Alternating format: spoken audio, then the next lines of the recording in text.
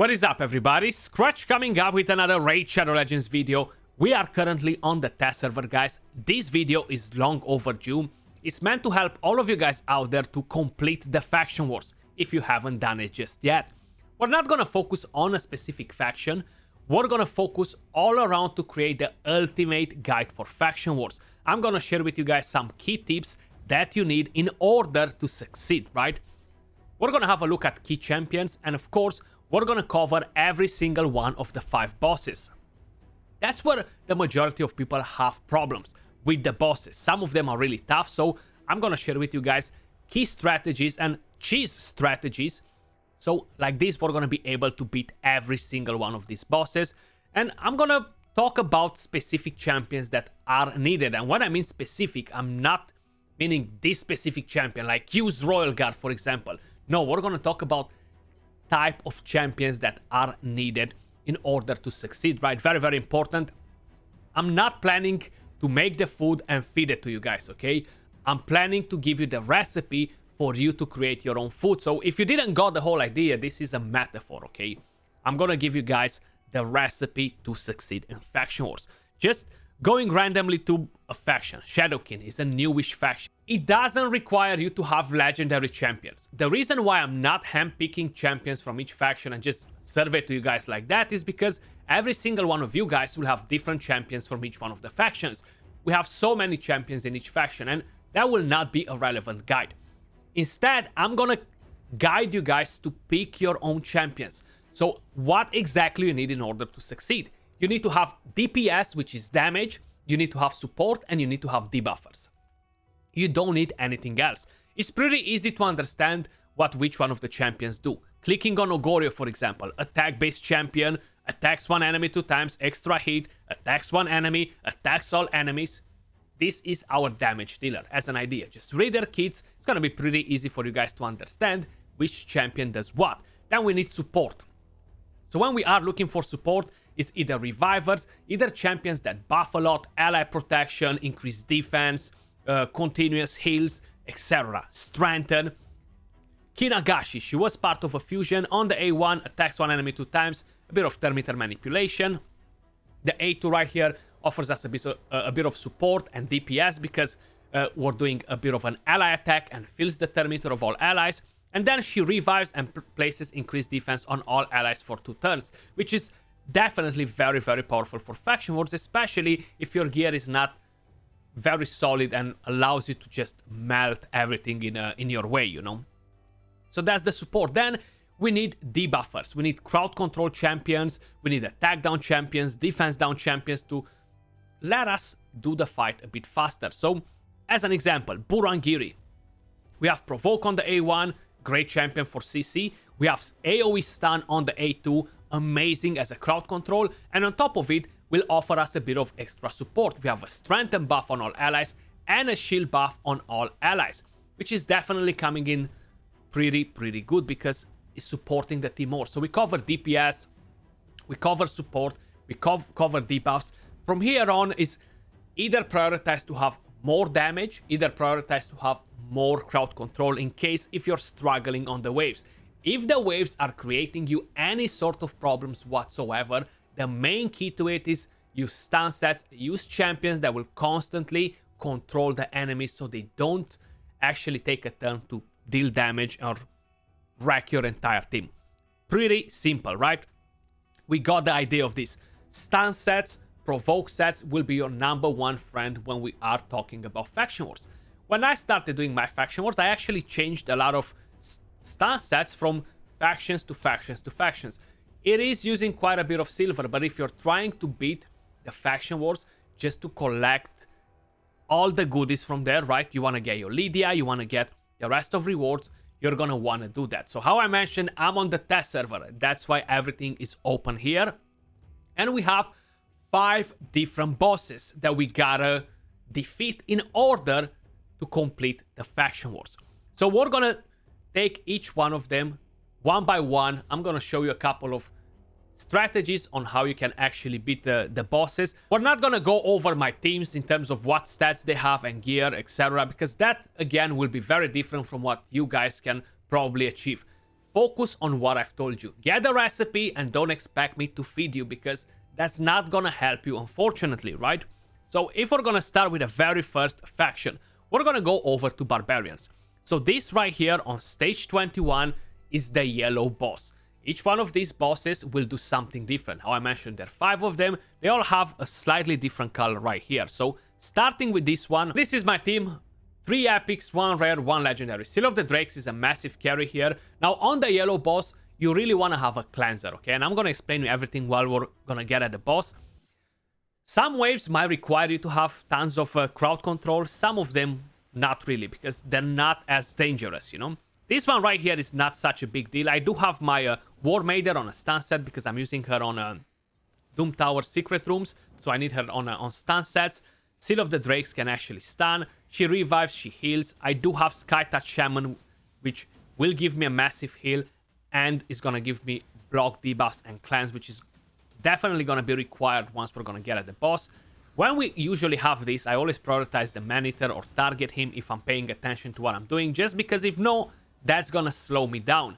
Now, if you are struggling with this, definitely focus on Man-Eater first, because if he's going to place that unkillable and block debuffs, it's going to be harder for you to crowd control the waves here, you know.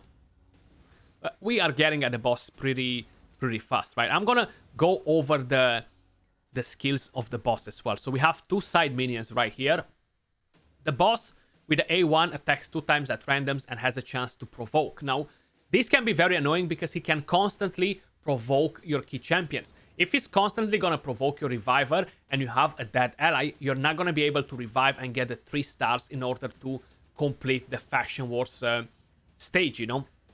So you want to make sure either you have resistance on your main champions, like I do have resistance on Seal of the Drakes, I do have resistance on Sky Touch Shaman as well. The A2 on the boss attacks all enemies, places a True Fear debuff for 2 turns, not even 1. So this can be very annoying because it's gonna mess up all your skills. So again, that's why it's so important to have a cleanser in here. That's not all. With this passive, has a 20% chance of placing a freeze debuff for 1 turn on the attacker when hit. This debuff cannot be resisted. So regardless if you have resistance or no here, the 20% chance to freeze you is still there. But it's good to have the cleanser because it's gonna cleanse the debuffs, the rest of the debuffs. It's good to have resistance for the other debuffs from the other skills, you know. And the passive, the boss is immune to pretty much everything, okay? Now the minions will either heal the boss, either buff the boss, okay? So we're gonna have to pay attention to everything, you see? We're getting the cleanse right here, we're getting immunity, that's kind of like what matters. If we're stunning the minions, it's the only way that we can actually control them. If you provoke the minions, it's not gonna work out because they only have 1 basic skill, and that's to support the boss in a way or another. On different stages, on different bosses, the minions do different things, so we're gonna go over that in a second, but once you kill them, you should be pretty straightforward. Other bosses revive, you know, so that can be a bit of a problem too. You see right here, Seal of the Drakes just got frozen regardless of how much resistance she has. Then luckily we have our cleanser, Sky Touch Shaman, who cleansed all the debuffs, and like this we're constantly going on the boss, you know, we're dealing tons of damage. This is probably one of the easiest bosses that we have. That provoke right there can be very annoying, but the other champion actually resisted it.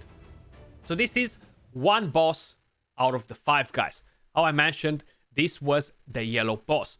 Moving over to the next faction. Let's have a quick look at a different boss. This is probably the hardest boss, and this is the red boss, because he ignores defense. He actually hits super hard. The more you hit him, the more turn meter he gains. So we're gonna go over a couple of strategies with this one. This is the team that I'm using. I have 4 epics, I have 1 legendary. Now this is key in my team to have ally protection and attack down, and block debuffs is not so important, but it's still pretty good to have. Have a shield set, very important. So my Mountain King has a shield set in here, and the reason for it is because the boss will ignore defense. So no matter how much defense and HP you have, that boss is gonna smack you, okay? His damage is actually based on your own champion's HP. So Gala Longbridge is an amazing damage dealer. I don't really have any crowd control champions here except Cornelia, but she's mainly here for the heal, okay? Then we have Rearguard Sergeant. Let's crack on it, and I'm gonna explain you a few more things. This is actually the exact same wave like the previous one. Again, I'm not in trouble here with the wave either. I'm focusing the key champions that could potentially create me a bigger threat. That's mainly the revivers, their support champions, and then slowly killing the rest. I don't have any revivers whatsoever in this team, and when you are trying to do stages like this where you don't have revivers and the boss ignores defense, it might be pretty hard for you. Using double ally protection can actually work. These are kind of like cheese strategies, okay?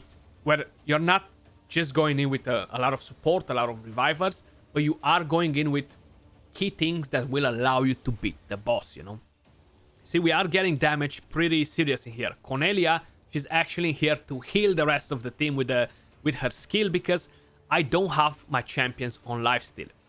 I would prefer to have my Gala long braids on lifesteal, honestly. That would ensure that I'm gonna do this without a big hassle once we're gonna get at the boss. But I'm gonna see if we're gonna manage to get it to 3-star without a problem. I actually haven't tried it. Again, I'm gonna focus that Maneater because I don't want him to delay me. I don't want him to place that unkillable on his team because it's just gonna take longer. It's gonna be harder to control the waves, how I mentioned as well, you know. So hopefully that Mountain King is slowly gonna wreck that Maneater. Okay, he actually managed to place the unkillable. There we go. There's no point to target a specific champion anymore. My life is gonna get a bit harder here. The main idea is that we cannot kill the enemies now. They have unkillable, they have block debuff, so it's gonna take us a while to get them all down, you know. I lost my shield, so I definitely gotta make sure I'm buffing enough to keep my team alive. And another thing that I want to do, once I'm killing most of the champions, I'm gonna try to do it on manual to have the right skills when I'm getting at the boss. Again, very, very important, especially that we're trying to cheese it, you know? So we can slowly kill the rest of the enemies in here before anything crazier happens. Okay, so Maneater is down. Go for whoever you want now. Once our 2 enemies alive, I'm actually gonna start to manual, just to make sure we're keeping attack down, we're keeping ally protection, we're keeping the right skills from Gala long braids or the DPS, depending on what exactly you are using. You see, we need the ally protection when we start.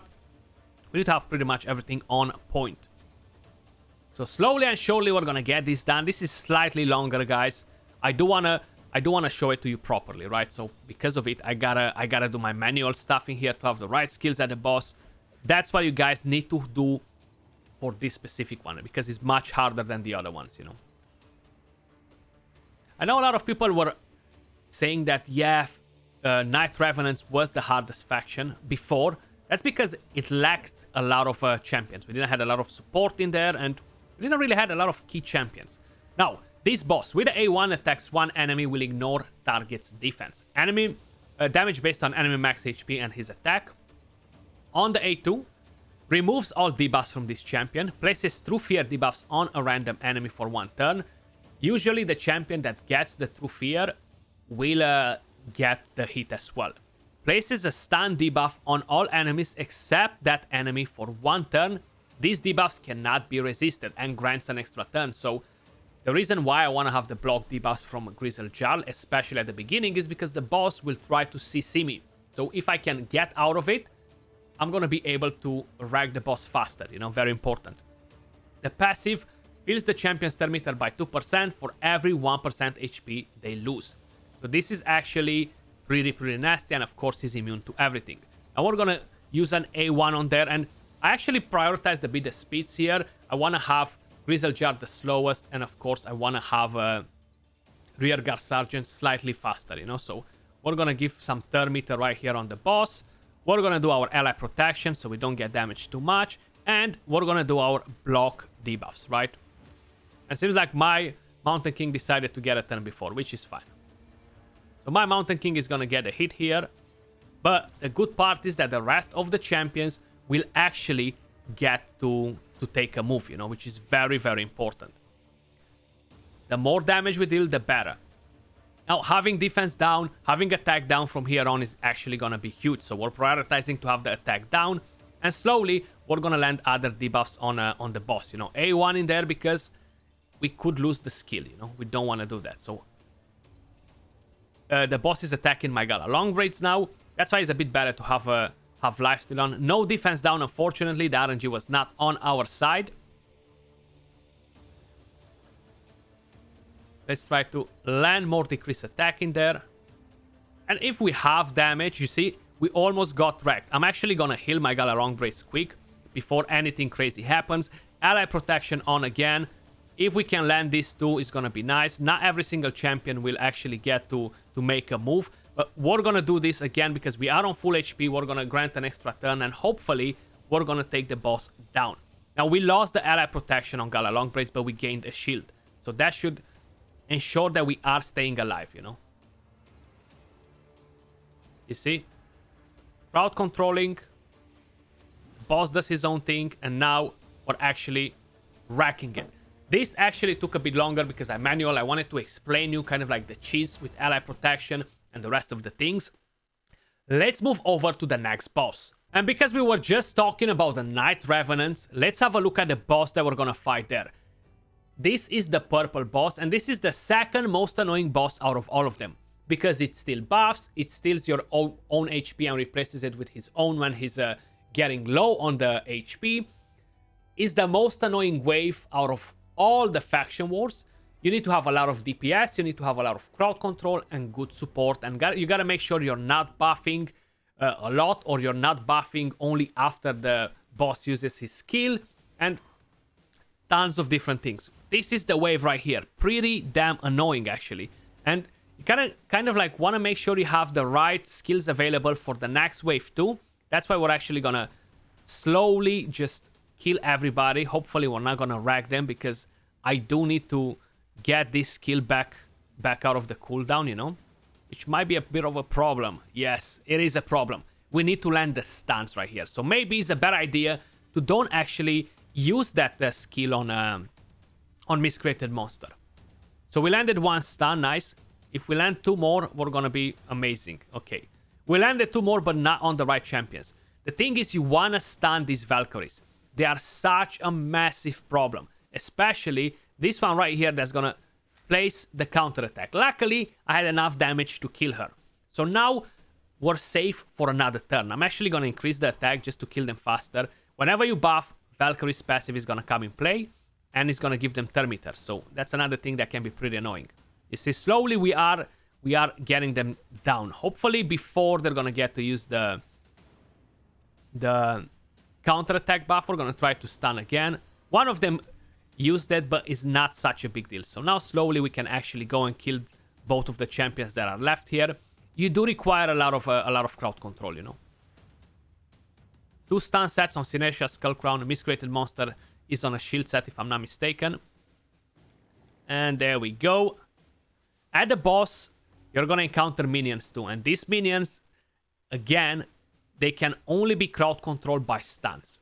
Or petrification, of course. That's gonna work different, but we only have it available for one faction. You see? So the boss, with the A1, attacks all enemies, has a chance to land Fear. The chance increases by 15 per each buff placed on this champion. The more buffs the boss has, the more issues he's gonna create you.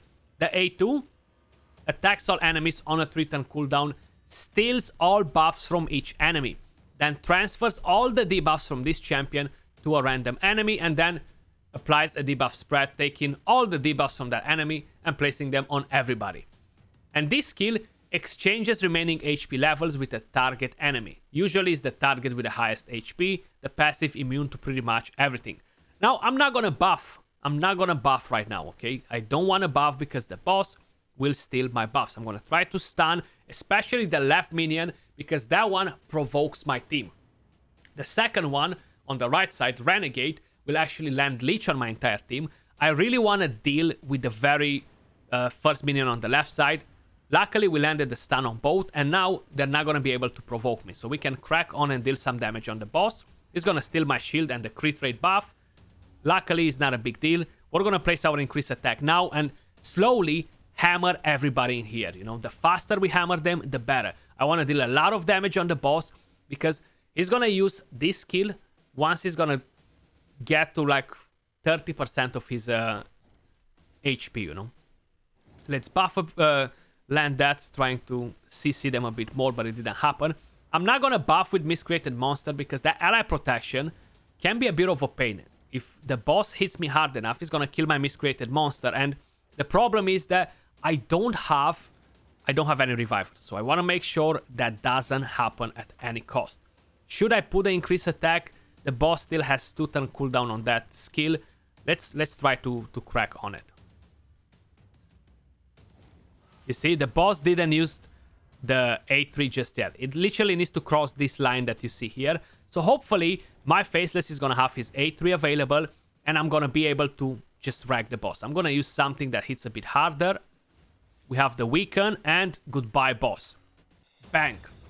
We got it down with enough DPS. The boss didn't really have a chance to steal my buffs because I kind of like paid attention when I'm using them. And then the other skill didn't really do much because he didn't got so low to end up in using it.